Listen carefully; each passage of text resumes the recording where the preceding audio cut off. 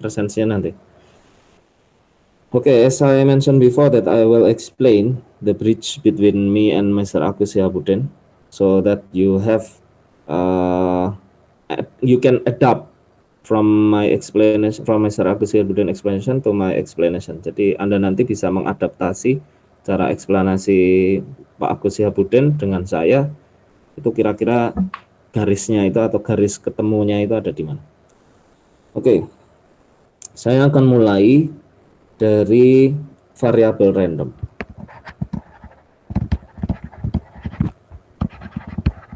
Can you see my screen? Bisa dilihat ya screen saya? Ya, bisa Pak. Oke. Saya akan menerangkan tentang variabel random terlebih dahulu. Nah, variabel random ini penting, terutama untuk menuliskan notasinya. Jadi variabel random ini sering digunakan di statistik. Pertama karena yang kita amati itu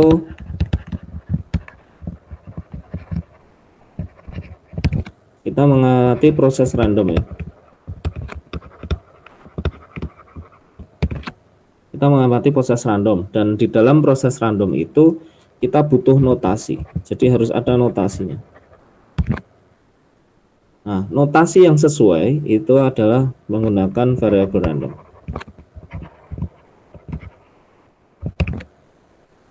So, I will explain in English. Since in statistics we interest to the random process, then we have, when we want to explain in statistics, we have to use notation, okay? And the notation that we use here is random variable. Random variable. Okay, random variable.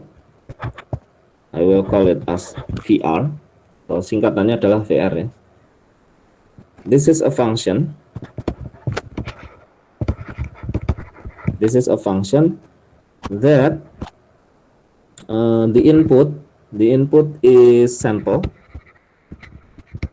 and the output will be real number. Jadi variabel random itu apa? Variabel random itu adalah suatu fungsi yang masukannya adalah sampel kejadian ya. Kemudian keluarannya adalah bilangan real. Biasanya kita menuliskan dalam bentuk seperti ini. VR itu adalah suatu fungsi yang menerima sampel, ini inputnya, kemudian dia menghasilkan bilangan real. So this is the notation when we want to explain that VR is a function with the input is samples and the output is real number. Jadi ini input, ini output gitu ya. Kalau ada notasi seperti ini, Anda membacanya seperti itu, bahwa ini adalah suatu fungsi yang masukannya ini, keluarannya ini. Okay, now for example, so I have a random process, suppose like 2 rolling dice, 2 times rolling dice. So the dice is only one, but I roll twice. Jadi saya punya dadu, tapi saya gelindingkan 2 kali gitu. There are several random variable. Di dalamnya itu ada banyak random variable. Contohnya seperti ini. This is one of the random variable, and random variable usually denote by X, big capital X lah guys. Oke, jadi ini simbol dari variable random. Variable random consists of, pakai sama dengan ya, consists of, it is a set atau himpunan, it is a set or himpunan. The value inside of that is x1, x2, and so on until xn, depends, tergantung on the variable random that we are interested at.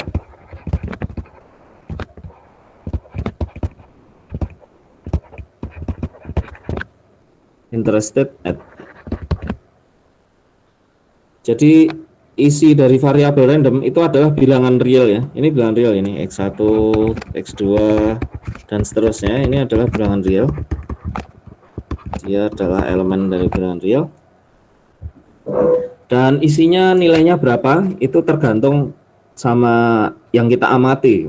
Nanti akan saya contohkan dari 2 rolling dice. Itu contohnya variabel randomnya itu kemunculan jumlah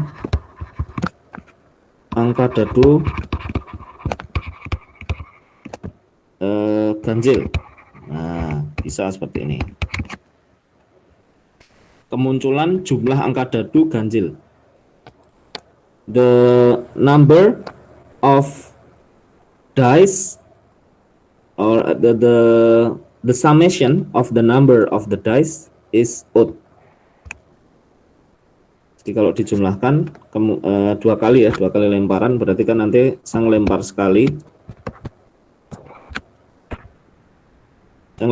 misalnya 2 gitu ya, kemudian sang lempar selanjutnya 3 gini, berarti 2 tambah 3 hasilnya 5. Nah ini ganjil nih, ini berarti 1.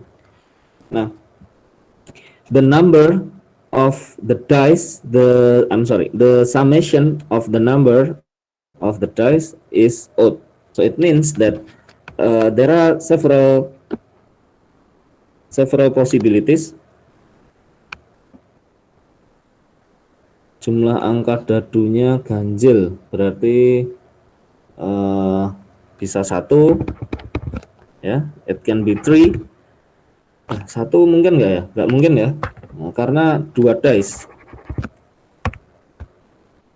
1 is impossible because there are 2 dice.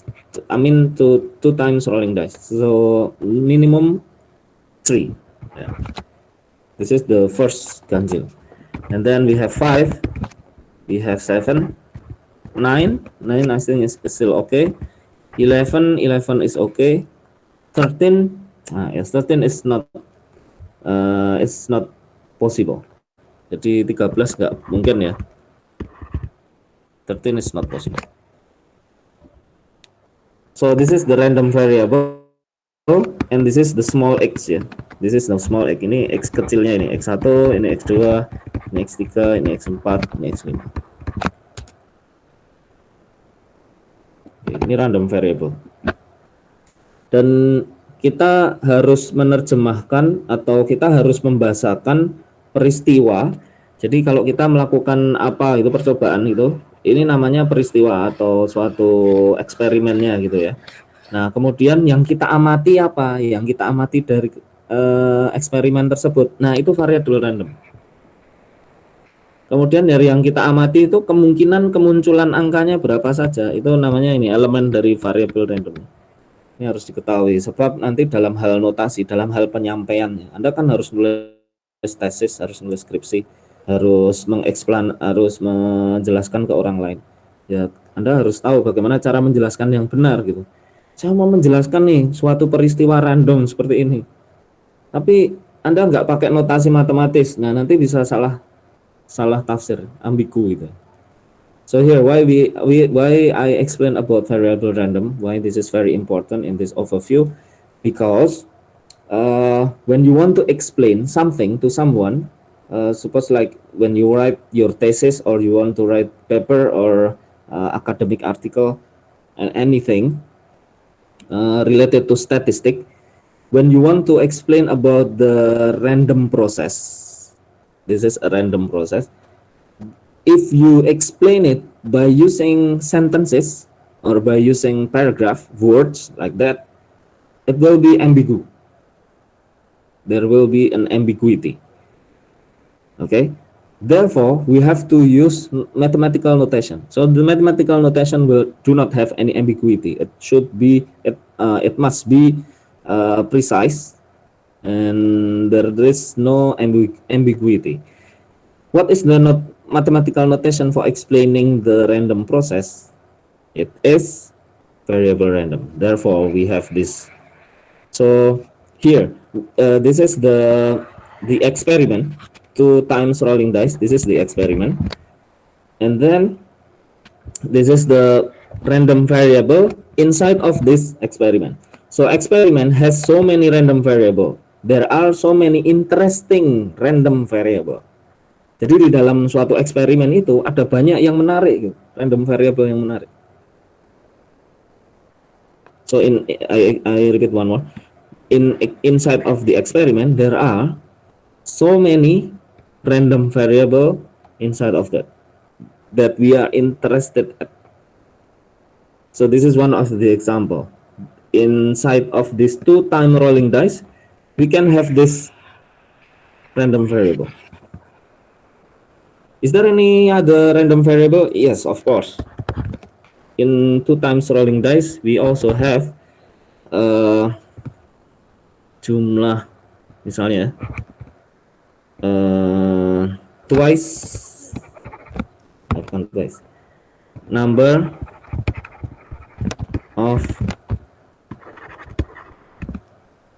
of even dice, jumlah kemunculan dadu yang genap. Yeah, it's also possible. So what is inside of the random variable? There are even dice ya. Even dice itu berarti kan karena saya ngelempar 2 kali, because I roll twice, so it can comes no one of them are even. Jadi odd semua, ganjil semua gitu ya. So I can have 0 even dice, and then only 1 dice come even, and then both of them are even. So the element of the random variable is 0, 1, and 2. Okay. Another thing, suppose like my random variable is the number of the dice is less than 5. Less than 5. So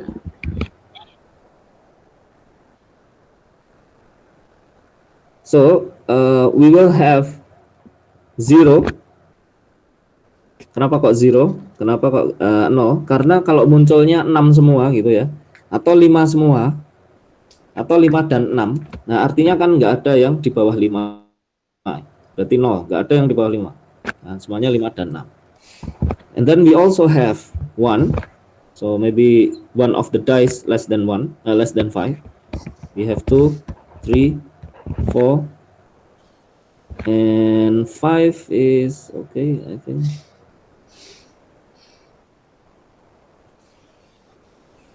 Bisa ya.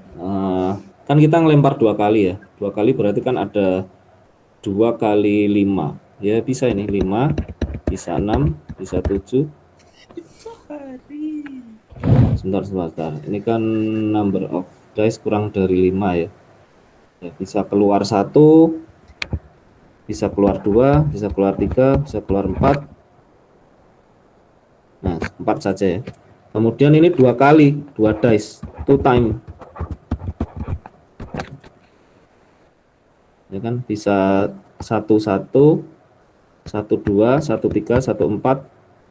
Kemudian 2, 1, 2, 2, 2, 3, 2, 4, dan seterusnya. Berarti ada 0,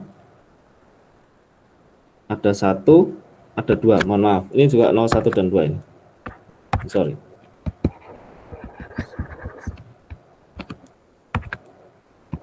So this is also 0, 1, and 2. Why? Because this is the first rolling, this is the second rolling, so it's like that. So if I have this number 1 and 1, so I have 2. Okay. If I have this is 5 and 6, this is 5 and 6. So if I have 5 and 6, I have 0. Okay. No number of the dice is less than 5. Okay, 5 and 6. If I have 1 and 6, so I only have 1.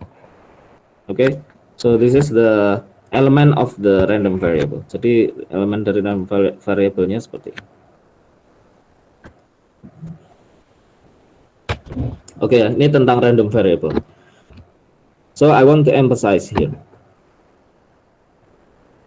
that in random process there will be random variable.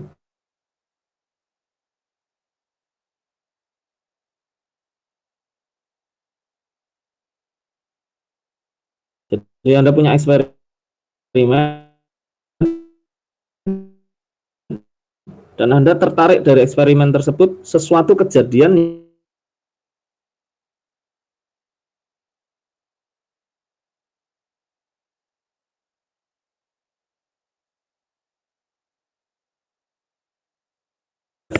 the element of its random variable. You have to explain what is the element of the random variable.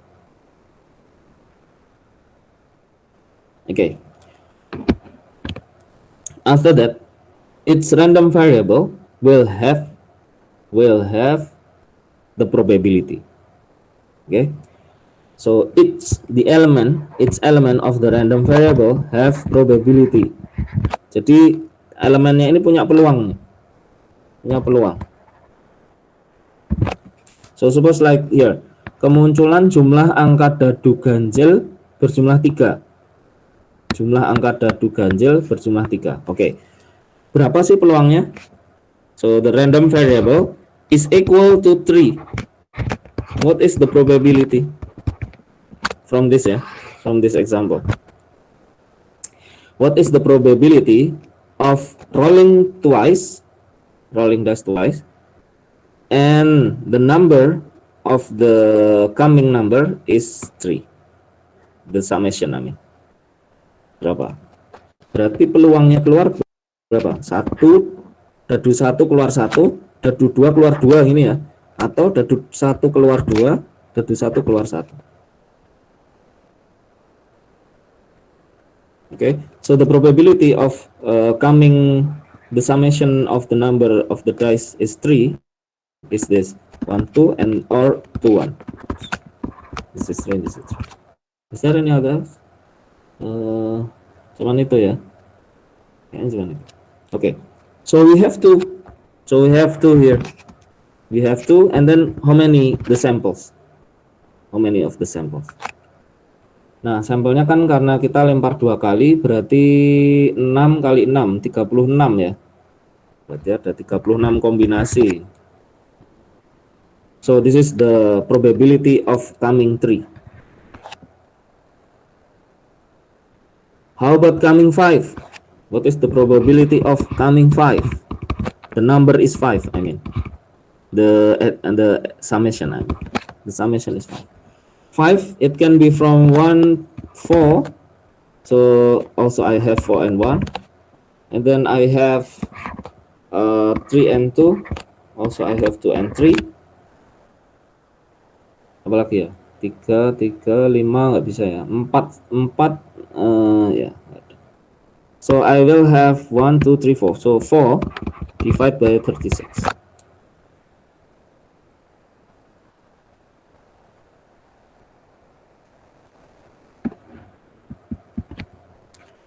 Then if I draw the x, this is the random variable. So I have 3, I have 5, I have 7, I have 9 and 11.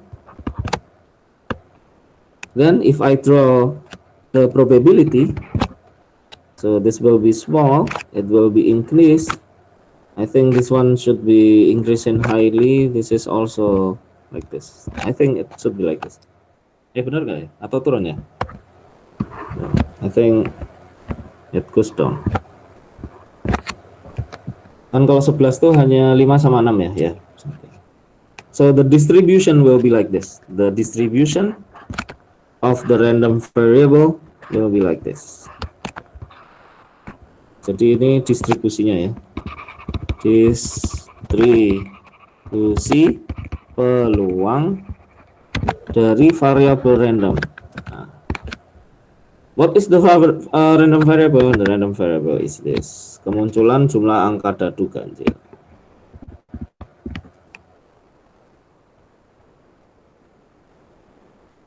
Okay, so you do not have to confuse about this notation.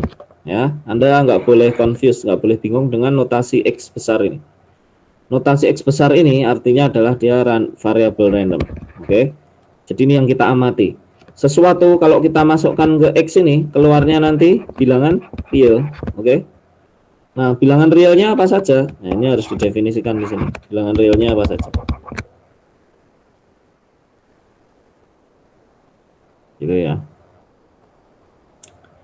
Oke, this is random variable. Any question up to him?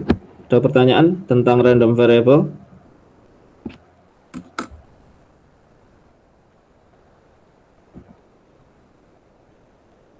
Karena statistik ini nanti akan larinya ke peluang semua ya, larinya akan ke peluang, ke distribusi peluang, larinya ke sini.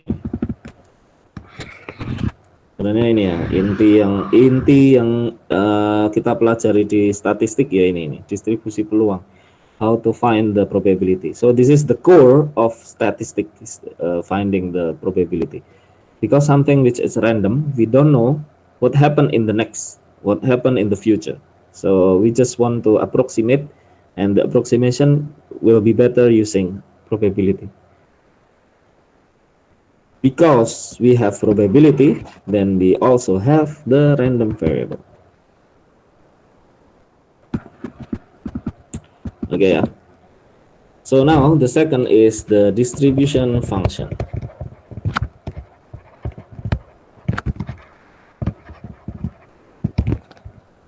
What kind of distribution function that Mr. Agus Yahudan have already explained to you? Distribusi apa yang pernah diajarkan kepada teman-teman? Dari Pak. Normal, sir. Normal, only normal. Is there any other distribution function else other than normal? Poisson sama binomial pernah di-mention. Oke, binomial sama Poisson ya. Oke. Binomial itu fungsi distribusinya seperti ini. Dia punya dua input, yaitu P dan N. Kemudian dia itu kombinasi dari X dan N dikalikan P, ini peluang sukses. Pangkatnya itu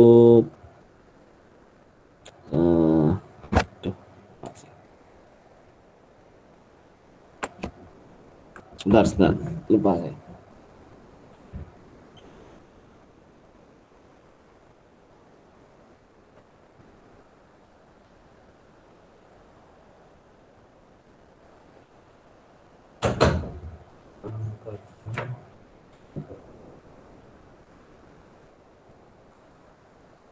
Oh, kebalik ini.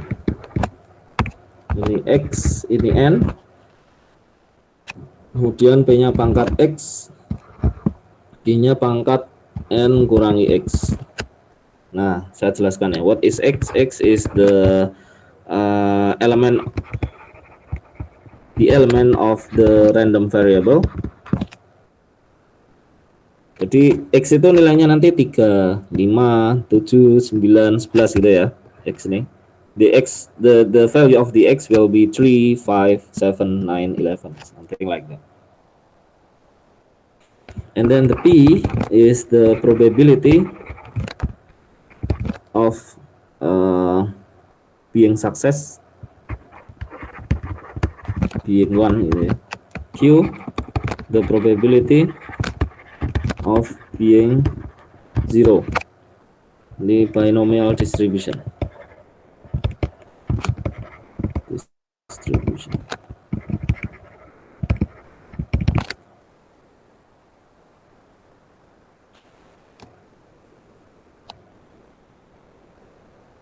Okay. So because this is binomial means that there are two values. The experiment, your experiment consists only two values. Okay, your experiment only consists of two values. Jadi eksperimen Anda itu hasilnya hanya dua nilai saja. Kalau nggak 1, 0 gitu. Hitam putih benar, salah, berhasil, gagal gitu ya. Pokoknya nilainya hanya 2 binomial. Nah, sehingga harus ada pengetahuan ini, peluang satu mungkin berhasil gitu ya. Peluang berhasilnya berapa? P ini, peluang satunya berapa? Peluang nolnya berapa? Peluang gagalnya berapa? Nah, kalau ini diketahui nanti Anda bisa menghitung menggunakan binomial. Kemudian Poisson. Nah, Poisson is more simpler rather than the binomial. The Poisson only have lambda, only one parameter I think. Poisson. Yeah. Poisson only have x and lambda.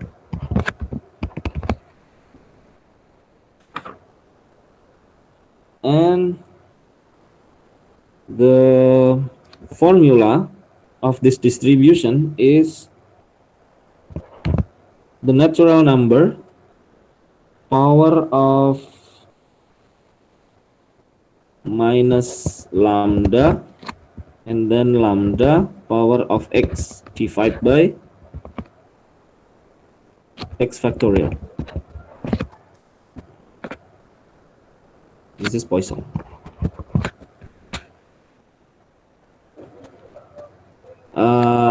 Penggunaannya seperti apa? Penggunaannya sebenarnya ada contohnya ya. Nanti kalau kita ada waktu kita bahas tentang distribusi ya, selain normal ini. Kita akan bahas itu. Nah, karena ini hanya overview ya, jadi saya ingin memberikan gambaran bahwa kita punya bermacam-macam distribusi fungsi gitu. Nah, fungsi distribusi, mohon maaf. Kemudian hubungannya sama variable random itu apa gitu. Saya ingin menjelaskan tentang itu. So why I explain distribution function after I explaining the variable random, because I would like to give you the linkage between random variable and distribution function, because as I explained to you before, that every variable random variable, they will have probability like this, okay, and this probability, it can be generalized into a continuous function. Continuous function. What kind of function? It can be binomial function, it can be Poisson distribution function, it can be normal distribution function. Okay, so you can see here that my experiment of rolling dice twice, and then the random variable is the number of the dice is the addition of the number will be odd. The distribution function is like this. This is the distribution function. Anda anggap saja ini sepertinya. You can imagine, or you can assume that this is smooth function. So as you can see here that this is the generalization. Jadi ini garis atau fungsi generalisasinya seperti ini. But the fact is this, the what do you call it, the histogram. Jadi faktanya itu yang histogram ini, distribusi fungsinya, distribusi peluangnya ini yang histogram ini ya, yang diagram batang ini. Tapi Anda bisa mengeneralisasi dengan sebuah fungsi continuous. Fungsi continuousnya itu ini yang garis ini.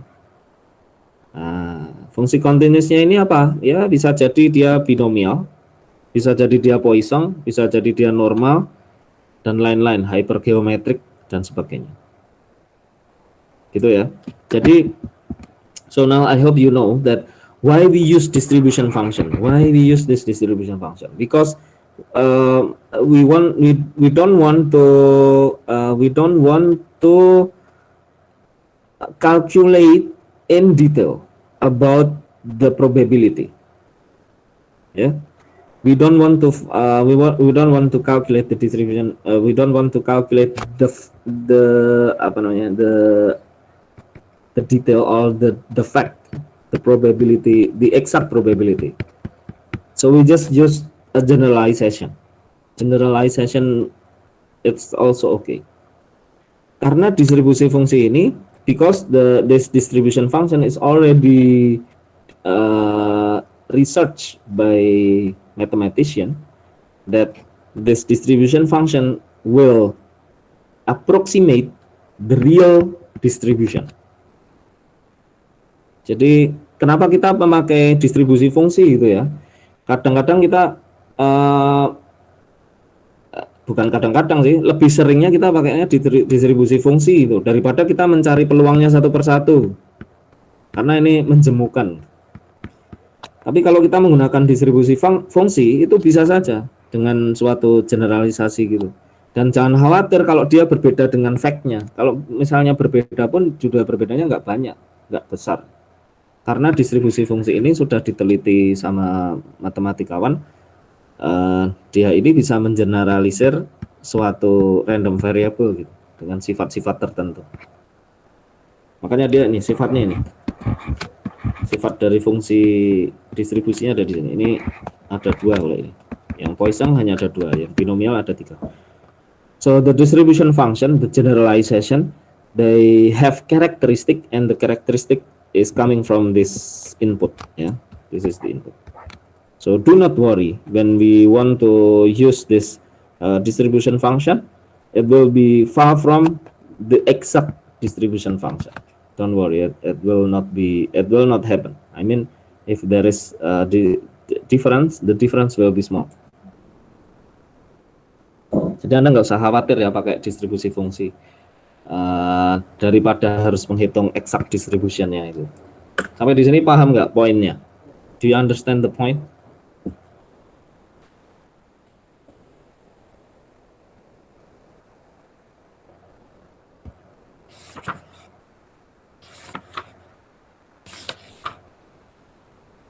Any question up to here?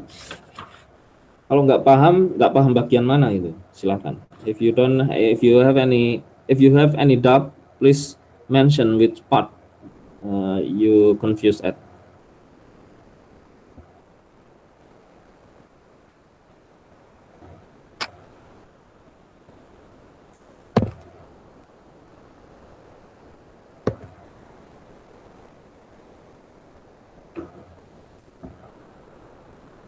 Nah, Pak, saya diajarinya normal, Pak, gitu ya. Normal distribution is okay. The normal distribution is this one is Z, I think, and the other is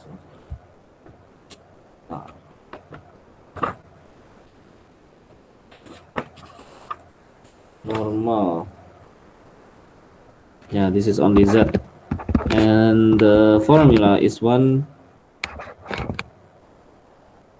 square root of 2 pi multiply with the natural number power with minus z square divide by 2. This is normal distribution. The form of normal distribution, Poisson distribution and binomial distribution, they are similar. So suppose like this is normal distribution. Okay, the Poisson is something like this, and the binomial is something like this. They just similar. They are just similar. Sometimes in some condition, yeah, we can change the Poisson distribution into binomial distribution. Yeah, it's possible. So rather than using Poisson distribution, we use binomial distribution. That's also possible. Rather than using binomial distribution, we use normal distribution. This is also okay, because in some sense, they are similar. pada kondisi-kondisi tertentu itu kita bisa saling bertukar gitu. Wah, ini kayaknya ini memang problem Poisson gitu. Ini problem Poisson karena parameternya hanya lambda. Tapi ini bisa diselesaikan juga dengan binomial. Kita pakai binomial bisa ini. Dari lambda ini kita pecah menjadi peluang berhasil dan peluang tidak berhasil gitu. Nanti jumlah sampelnya berapa? Jumlah sampelnya adalah n ini. Bisa seperti itu. Bisa dilakukan seperti itu. Jadi nanti problem Poisson diselesaikan dengan binomial distribution bisa. Atau ini diselesaikan dengan normal distribution bisa. Saling mengganti. The key is when we have to choose one of them. The key when we have to choose one of them is that if you have this parameter, you just see the parameter. If you have that parameter, then you can use binomial. If you have this parameter, you can use Poisson. If you have this z parameter, you can use normal. If you don't have them, then please try to find. Suppose like you have a problem, but you don't know what is the parameter. Okay, you don't know the parameter, but you have to choose one of the distribution function. Then how to choose it? First, try binomial. Try the binomial. See your case. Lihat problem Anda. See your problem. Can you derive the P? Can you derive the N? If not, then move to Poisson. In Poisson, see your problem. Can you derive the lambda? If not, go to the normal. In normal, can you derive the z? Z is consists of the mean and the standard deviation. It consists of this. If you have this, or if you can derive this, the mean and the standard deviation, then just use the normal distribution. It's okay. Jadi menggunakan distribusi memilih distribusi peluang itu gampang nih. Dari problem yang Anda miliki, itu Anda bisa nggak mencari nilai P dan N-nya ini? Kalau bisa, berarti pakai binomial. Kalau nggak bisa, Pak, wah ya coba Poisson. Bisa nggak nyari lambdanya ini dari problem Anda? Wah, nggak bisa, Pak. Ya berarti nggak bisa pakai Poisson. Coba normal distribution. Bisa nggak mencari mean dan standar deviasinya sehingga nanti dapat z-score-nya? Oh bisa, ya berarti pakai normal. Seperti itu. Jadi ciri khasnya hanya kita lihat parameternya ada apa enggak.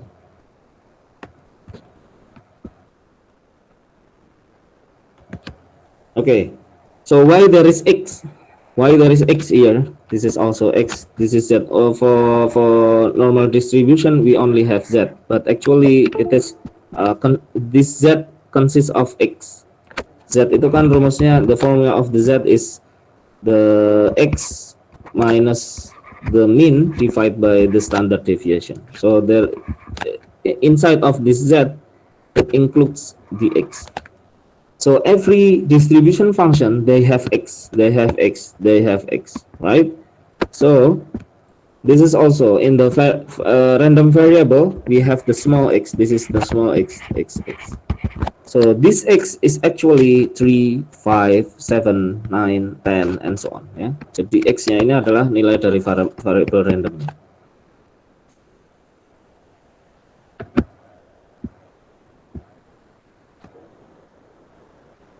Sehingga kalau Anda ingin mengetahui berapa sih peluangnya keluar 3 gitu, ya dihitung pakai distribusi fungsi ya. Hitung pakai distribusi fungsi. Misalnya ini kasus ini bisa nih diselesaikan pakai binomial. Berarti saya gambar saja pakai fungsi distribusi binomial ini. Kita masukkan x-nya 3, ya, ini 3. Kemudian n-nya ini jumlah sampelnya. Misalnya saya melakukan 1000 kali. Jadi dadunya dilempar 2 kali sampai 1000 kali. Berarti ada sekitar 2000 ya, 2000 pelemparan dadu. Berarti ini nanti 1000. Kemudian x-nya tadi 3 ya, kita ngomong tadi 3. I-nya itu peluang berhasil, peluang enggak, peluang muncul dan peluang enggak. Peluang munculnya tadi berapa, peluang tidak munculnya berapa ya. Misalnya saja ini, misalnya. Tapi ini enggak cocok kalau pakai binomial. Nah, setelah itu peluang dari muncul 3 itu di mana sih? Nah, kalau di fungsi distribusi seperti ini, peluang munculnya itu adalah ini integral dari kiri, dari yang paling kiri ke batas 3. Ini integralnya berapa ini? Nah, integral ini adalah peluangnya. Peluang munculnya 3, X sama dengan 3 seperti ini, adalah integralnya ini.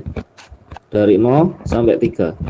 Dari fungsi X, P, N. Dari fungsi binomialnya ini.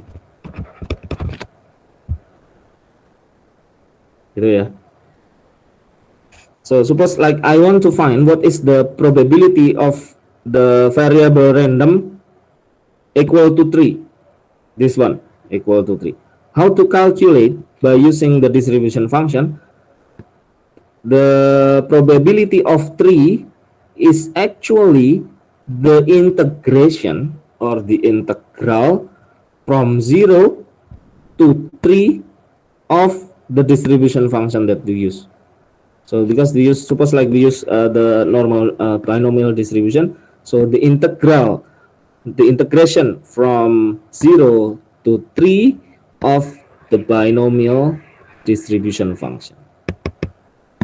Jadi, berarti kalau misalnya ini Pak, distribusi dari 7 bagaimana Pak? How if the probability of 7? The probability of 7. The probability of 7 is from 5 to 7. Okay. So the probability of 7 is from 5 to 7. From here to here. Okay. So you have to find the integral from 5 to 7 of the distribution function.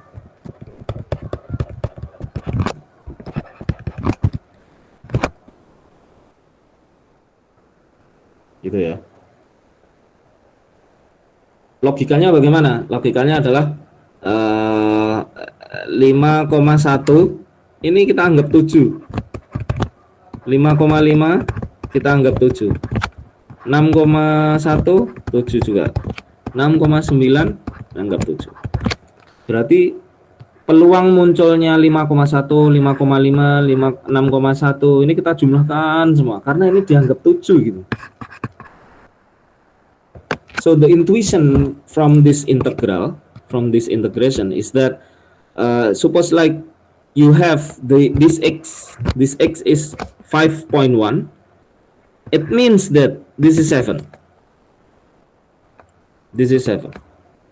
5.5, this is also 7. 6.1, this is also 7. 6.9, this is also 7. So start from 5, you move a little bit to the right. Until 7, you move a little bit to the left.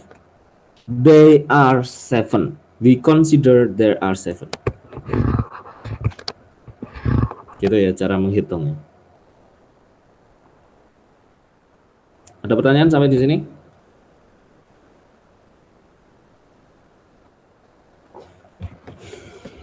Oke lah. You don't need to worry about the detail of this. You can slowly understand about this distribution function. But actually, related to the random variable, I have already explained you about random variable.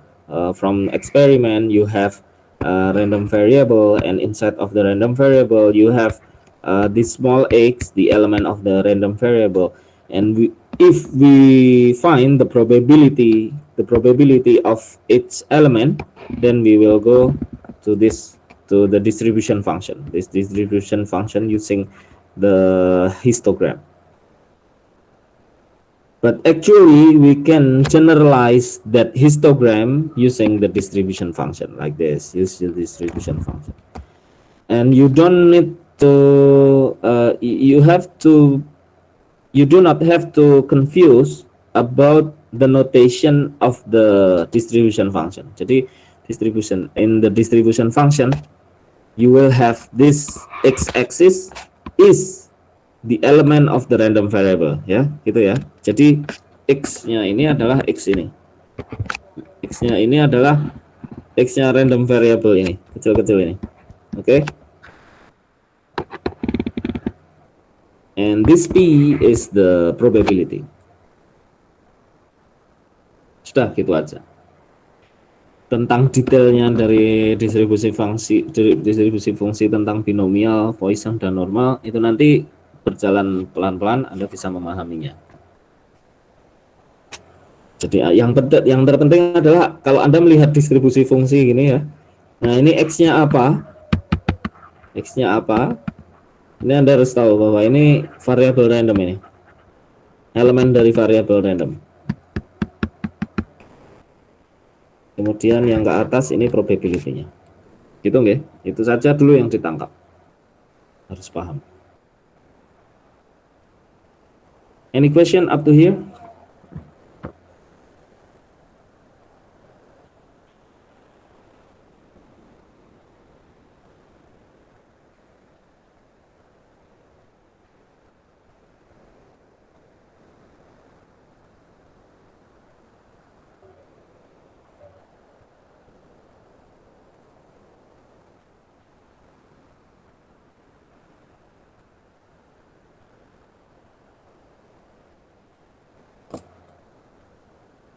Any question? Ayo. Ini kalian ngantuk ya?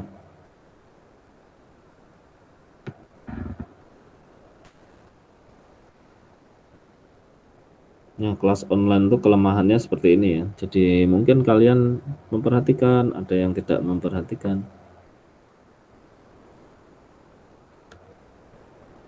Oke ya.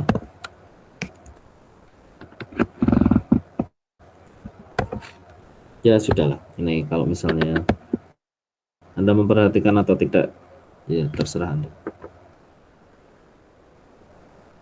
Oke, next.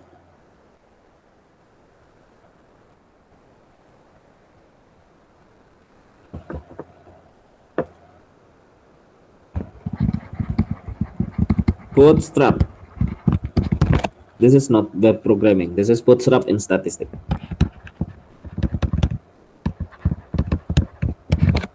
Bootstrap in statistics.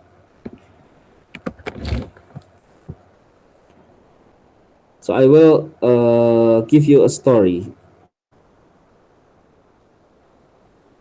I will give you a story. So suppose I have a population.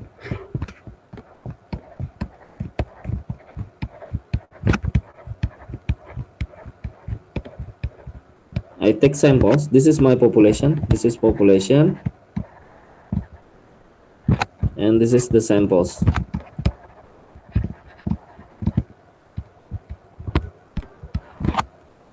Oke, sekarang saya tanya kepada Anda. Apa karakteristik dari populasi? Atau populasi itu punya nilai apa saja? Atau karakteristik dari populasi itu apa?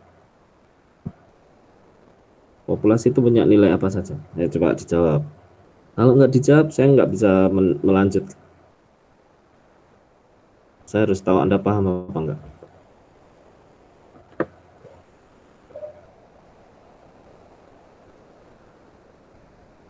You, no one of you can give answer.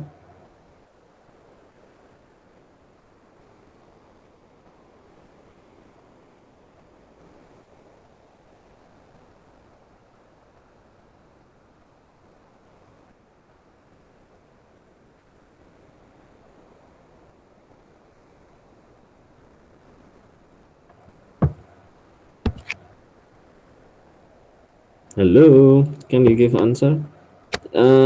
Karakteristik dari populasi itu apa? Atau nilai yang ada di dalam populasi itu apa? Anda sudah diajarin? Ini penting nanti.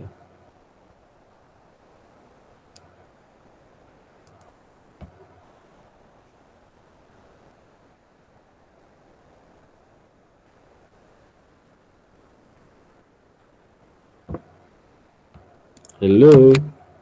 Apakah central tendency dan variability, Pak?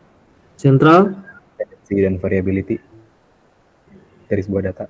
Oke, central Dependensi apa? Coba Mas tadi ulangi. Gejala pemusatan. Gejala pemusatan. Nah, gejala pemusatan itu apa saja?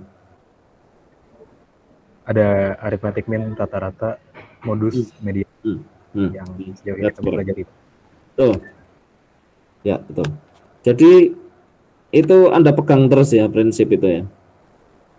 Bahwa di dalam suatu data, saya sebut sebagai data gitu ya.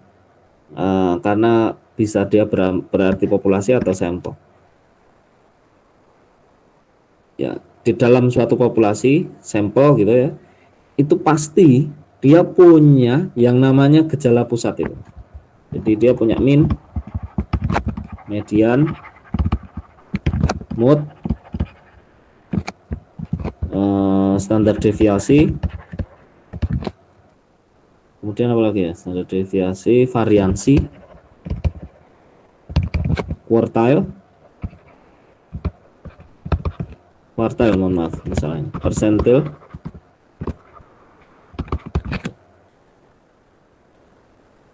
so I can explain to you that population, the characteristic of the population is this: mean, median, mode, standard deviasi, variansi, quartile, percentile, and so on. How about the characteristic of samples? Kenapa kok kita ngambil samples gitu? Karena populasi ukurannya besar ya. Karena populasi besar, kalau kita selidiki gitu, analisis populasi ya bisa nggak selesai karena datanya terlalu besar. Misalnya populasinya masyarakat Indonesia gitu.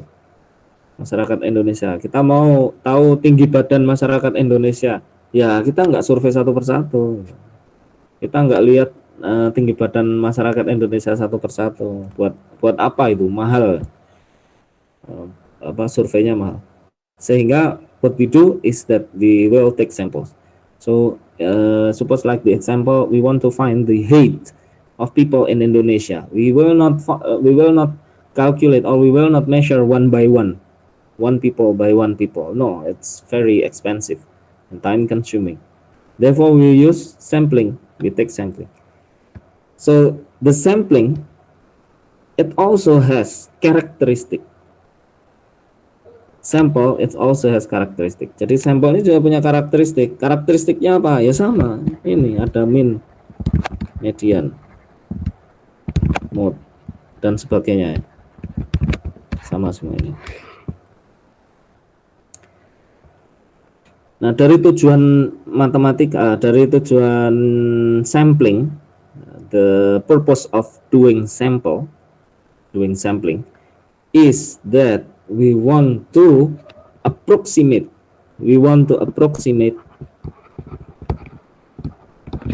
the population. Jadi tujuannya kita melakukan sampling itu adalah kita mau mengaproksimasi atau mendekati nilai populasi. Jadi minnya sampel ini nanti dekat dengan minnya populasi, mediannya ini juga dekat dengan mediannya populasi, mode-nya juga sama. So we want to find the value of the mean of the samples. It will be near or similar to the mean of the population. Also for the median. The median of the samples, this is near to the median of the population, and so on. Jadi tujuannya seperti itu. Tujuan statistik itu seperti itu. Kita melakukan sampling untuk itu.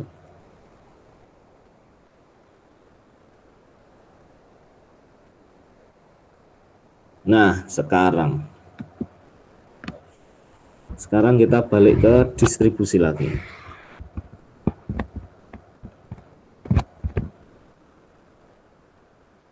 Okay, this is the distribution function, the frequency.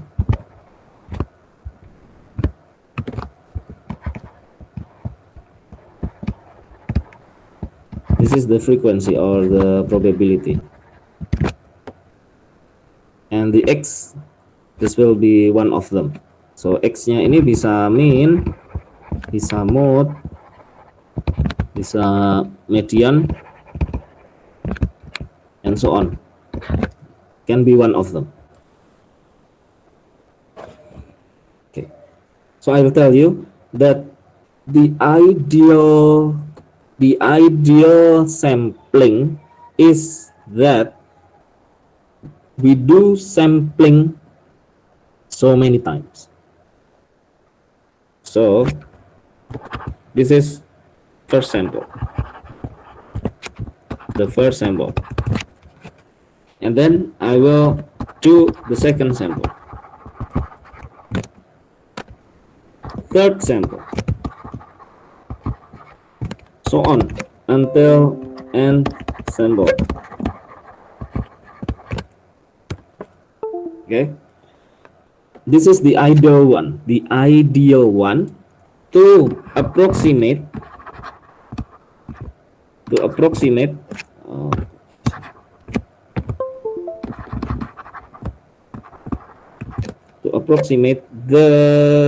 population.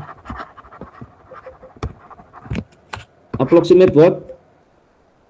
What thing? What character that we want to approximate? What value we want to approximate? Yeah, one of them. Mean, median, mode, and so on. You can approximate one of them.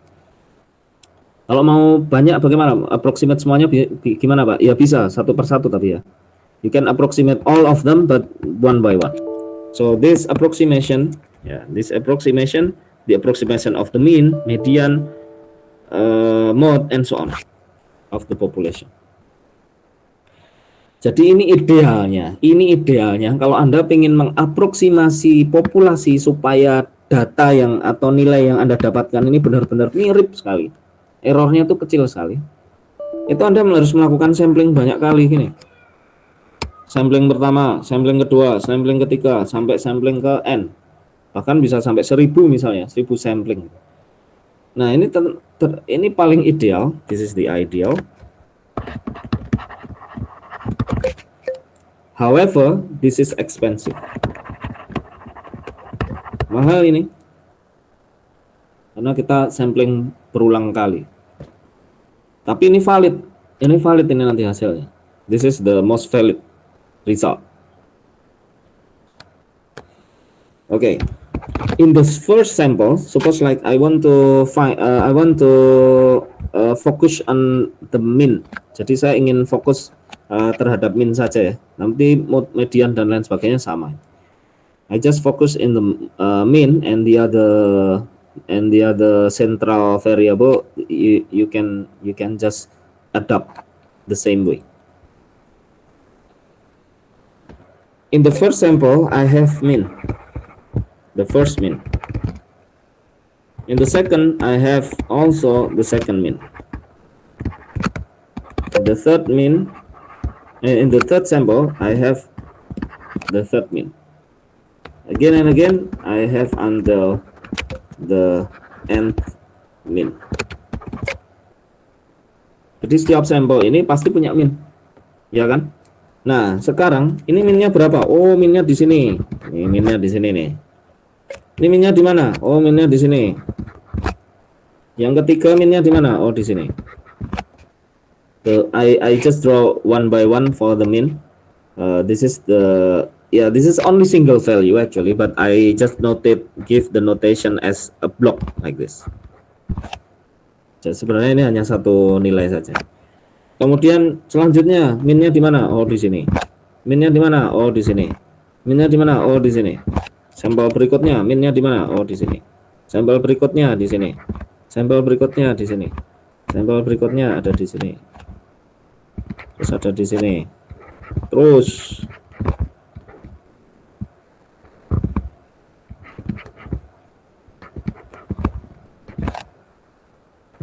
nah ini nanti berkembang terus gini.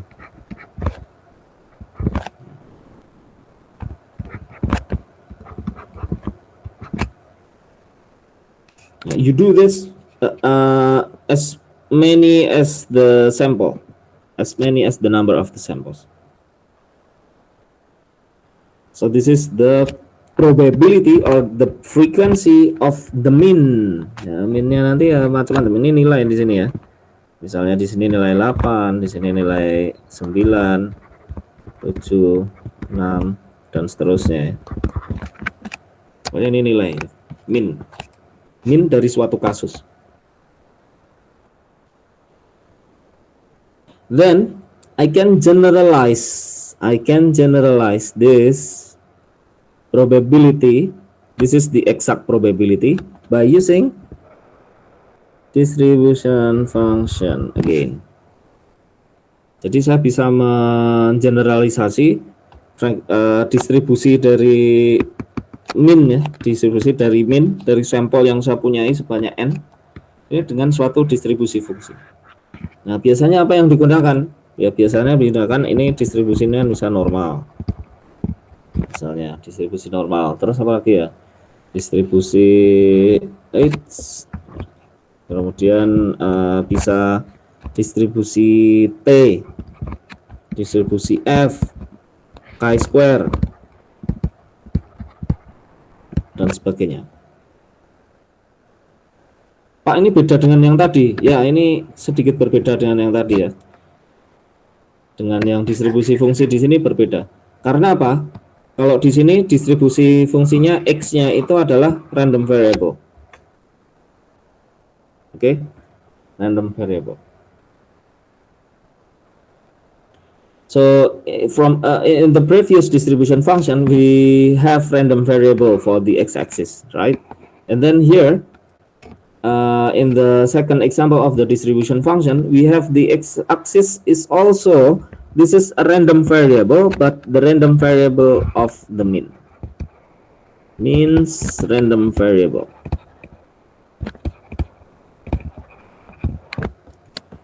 So it's a little bit different.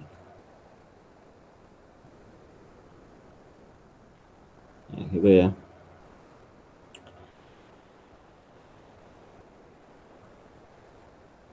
So now, from this graph, what is the average? The average, not the average, the mean. What is the mean of the population?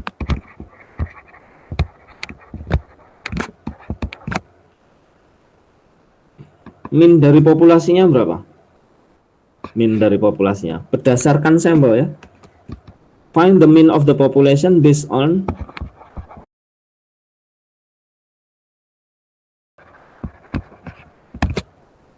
based on my sample.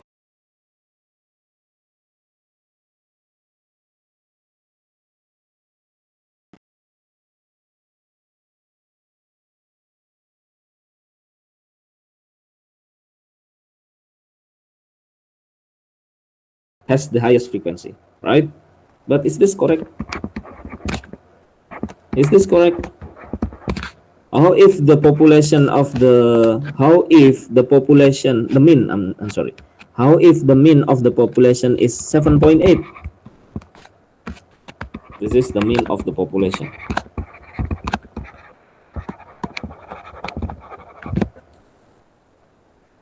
Ternyata minnya itu 7,8 gitu. Nah, saya menebaknya 8. Populasinya 8. Karena apa? Ya memang di sini 8 yang paling tinggi kan. Paling tinggi 8. Wah, ini berarti salah ya. Salah ini meskipun hanya terpaut 0,2. Therefore,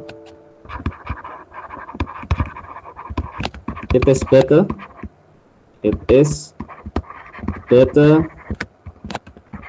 to approximate using range.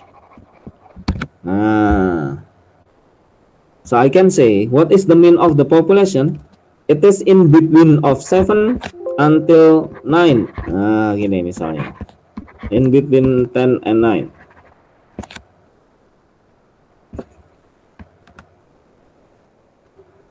And the fact is that the mean of the population is 7.8. So this is correct. This is correct because it is covered by my range, this range. Jadi kalau Anda menentukan suatu nilai tebakan terhadap populasi, itu hanya satu nilai gini saja, itu rawan salah. Rawan salahnya besar sekali. Nah, yang paling baik bagaimana? Paling baik Anda menggunakan range seperti ini. Pakai saja range. Nah, dari range tersebut nilai populasinya, min dari populasinya itu masuk nggak di dalam range tersebut. Nah, biasanya kesempatan masuknya lebih besar kalau misalnya berbentuk range seperti ini daripada satu nilai seperti ini.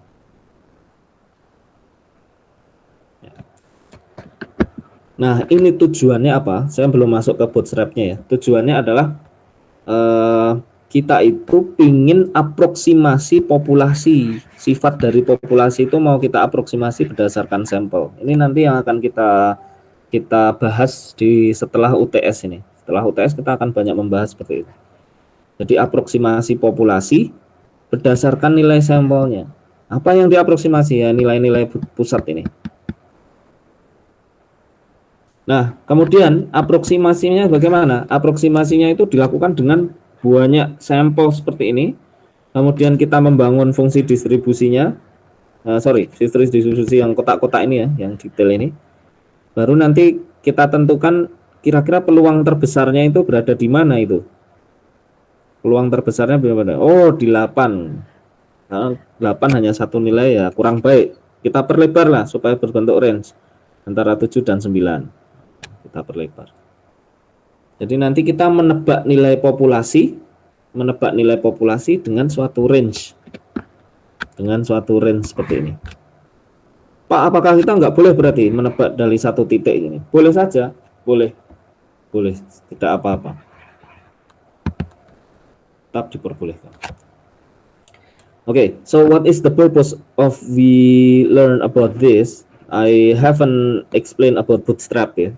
I haven't entered this material, but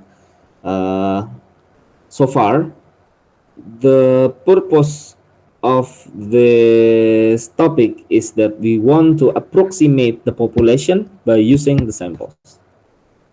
Approximate what value we want to approximate? We want to approximate this and so on by using the value of the samples. Because this is approximation, then we can explain the approximation into a single value like this. So the approximation of the mean of the population is 8. This is only single value. Okay, this is not good, but you can still use it. What is the best way to represent the approximation? The best way to represent the approximation is by using range. So you have this 8 is the most or the highest probability, right? According to your samples. 8 is the highest probability of the mean. But we need range. We need a range. So you can expand, go to the left, go to the right. So you can 7 and 9 as the approximation to the mean. This is also okay. Or this usually used because range is better rather than only single value. Nah, sampai sini Anda paham ya. Jadi runutan masalahnya itu adalah ya kita mau mengaproksimasi populasi. Kenapa ini penting? Kenapa kok kita belajar mengaproksimasi populasi? Karena banyak hal di dunia ini itu yang ditarik kesimpulannya berdasarkan sampel. Menarik kesimpulan populasi berdasarkan sampel. Itu banyak sekali. Contohnya obat. Anda sering kan konsumsi obat. Apakah obat itu 100% menyembuhkan orang? Ya enggak. Belum tentu. Apakah paracetamol itu bisa meredakan nyeri 100%? Ya belum tentu 100%. Tetapi berdasarkan sampel, ya dia itu tinggi efektivitasnya. Jadi obat-obatan itu ditesnya pakai pakai statistik seperti ini. Hanya mengambil sampel-sampel saja, terus nanti digeneralisir. Wah, orang kalau dikasih paracetamol pusingnya hilang. Tapi utangnya tetap ya. Ini pusing karena utang. Misalnya. Jadi kalau teman-teman misal minum paracetamol nih akan sembuh, itu sebenarnya hasil dari sampling saja. Hasil dari sampling terus digeneralisir, ini tuh efektif untuk semua orang. Obat kebanyakan seperti itu. Jadi dia nggak obat saja sih, pertanian juga sama. Sehingga statistik ini dipakai dimanapun nih. Orang-orang yang melakukan penelitian itu pasti pakainya statistik. Jadi dia hanya mengambil sampel, terus menyimpulkan. Ini nanti kalau saya laksanakan di populasi, itu nanti ya hasilnya nggak berbeda dengan sampelnya. Gitu ya. Sehingga ini penting sekali, terutama nanti kalau Anda misalnya terjun di dunia bisnis, di dunia apapun lah pokoknya itu. Anda pengen menciptakan produknya ini berhasil nggak kalau saya jual? Ya sampling dulu, jangan langsung dijual, karena kalau langsung Anda jual, Anda produksi buahnya ternyata nggak laku, wah kolaps perusahaan Anda. Bikin sedikit dulu saja, sampling, dijual di sampling secara random. Hasilnya bagaimana? Nah, ini nanti bisa mendeteksi atau bisa mengaproksimasi populasi nanti berlaku seperti apa, behaviornya seperti apa.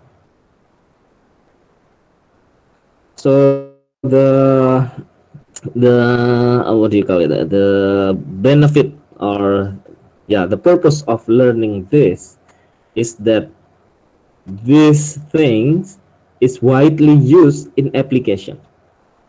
So suppose like you want to you want to research a drug or medicine. You will not try to test the medicine into population, into many people. It is impossible. So what you do is that you test the medicine to samples, just few people, random people, and then you look for the effectivity of the medicine. Suppose like you see the mean, the mean of the effectiveness, the median of the effectiveness, and so on. Then you conclude the population. Suppose like paracetamol medicine. You just try to several people, a few of people, and then okay, you conclude that this is effective in your sample. It means that it also effective in the population. So you will sell the paracetamol to people, to all people in the world. Gitu ya, ini sangat-sangat penting sekali nanti di dunia Anda, di dunia kerja Anda, statistik ini sangat penting sekali. This is very very very important. When you work in real application, you will need statistic. Actually, we live using statistic, but we just we do not realize it. Kita hidup tuh sebenarnya pakai statistik, tapi kita hanya menikmati hasilnya saja, tapi tidak terlalu memperdulikan proses statistiknya gitu. Tapi kita hidup dengan statistik pasti. Beras yang Anda makan itu hasil statistik.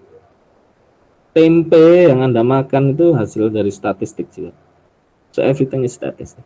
Lah ya, tempe pakai kedelainya pakai pupuknya itu kok bisa efektif, bisa memperbesar kedelainya.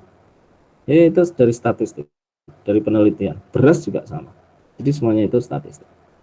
So this worth to learn. Jadi Anda perlu ini mendalami statistik itu perlu. Tapi Anda nggak perlu menyesal karena Anda masuk ke prodi ilmu komputer, tidak masuk ke prodi statistik. Tetap kita bisa mempelajari statistik meskipun yang kita pelajari itu tidak semendalam orang yang di prodi statistik. Okay. Well, I think there is no enough time to explain what is bootstrap. I will explain later. This is very important as the basic in computer science. Well, maybe later in the next week, or not next week, but in the next meeting, inshallah, I will explain about this. Any question up to here?